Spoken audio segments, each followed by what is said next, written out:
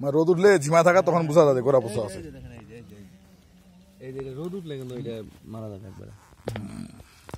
এই সমস্যা, এই যে গোড়ার দাগ পড়ছে না। হ্যাঁ হ্যাঁ, এটা রোদ উঠলেই বাস। এটা গোড়া পোষা একটা আর কি। এটা কোনো ট্রিটমেন্ট মানে কোনো ওষুধ দিচ্ছেন কি? কোনো কিছু দেন নাই?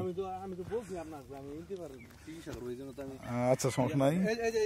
এই যে গাছটা ঝিমা গেছে একটু, এই যে দেখেন এই গাছটা পড়ে মারা গেছেন। এই যে দেখছেন, এটা হবে না আর, এটা শেষ।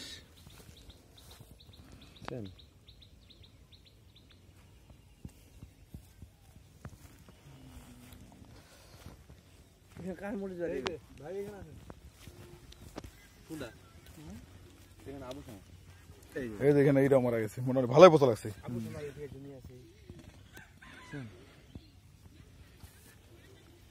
আবু সমার এই কিনা জমি, সমস্যা নাই, এটা সমস্যা সারা যাবে। 2 বার করে কিনেছে, এক স্প্রেতে এটা ঠিক হয়ে যাবে। ওই আমার চাচারও 1 বিঘা ওই পাশে, ওই পাশে।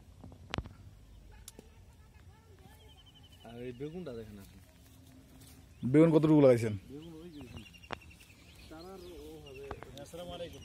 আসসালামু আলাইকুম ভাই, ভালো আছেন? আছি ভাই আলহামদুলিল্লাহ। এই যে ভাইয়ের সিম খেতে আসলাম, গোড়া বসা লাগছে সিম খেতে।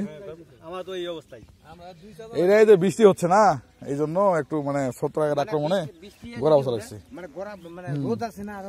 এটা ওই যে আরবাটা আছে না, আরবাটা স্প্রে দিলেই ঠিক আছে। হ্যাঁ আরবা দিলে ঠিক হয়ে যাবে, ভালোভাবে গাছ বীজ স্প্রে দিবেন।